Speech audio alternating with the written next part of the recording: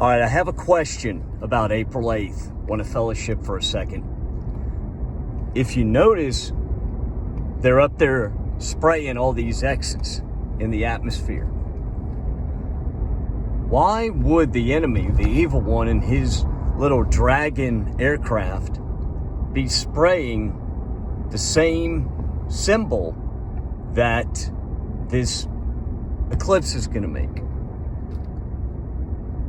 Because anything that NASA puts out is a lie. Any of it. All of it.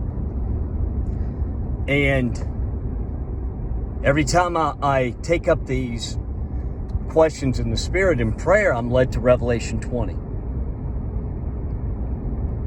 I've covered this before, and I'll say it now. I'll say it again and say it now.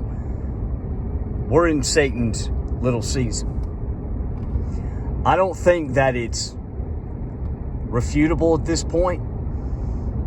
A lot of people would say, I really hope or I believe we're not in Satan's season. But when you believe a lie, thinking it's truth, that doesn't make it true. And even if you don't believe the truth and you think that the truth is a lie, that doesn't make it any less true. It's still the truth. I look at the world scene and I look at the waters of the world and all of the deception being sown in, the mind control, the propaganda being taught to the younger generations, the same propaganda that was taught to me since the day I've been born. Guys, we're in Satan's little season. And I think it's been covered up. It's been covered up in seminary. It's been covered up by these huge religious heads of the church that have been corrupted. The season we're in doesn't change how you obtain salvation, but what it does change is what we're being shown and how, even in the word it says the very elect would be deceived. Would meaning some of them are and some of them will be deceived. I don't want to count myself among those because I've been set aside. I don't run with a certain group of watchmen. I've never been called to do that. I've been set aside, and the reason I figured out over the years is because when I'm seeking the Most High and I'm seeking, particular part of wisdom, or researching something, I need to have all the nonsense and the pollution and noise blocked out and only listen to the Messiah and to Him. Because in that seeking the Most High, His heart, His personality, what He demands of me, what He looks for me to seek and obtain, and as far as wisdom, so that when I speak, it's clear.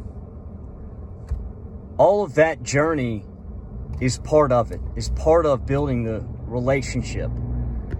And He will hide something from you for your benefit. I get a lot of pushback on this. I always have whenever I speak about Revelation 20 or I speak about Satan's little season. Most people that push back against me they'll claim that they're very well versed Bible scholars, and they know prophecy, and they know the year it is, and they know when we are in the calendars, Hebrew and Greek.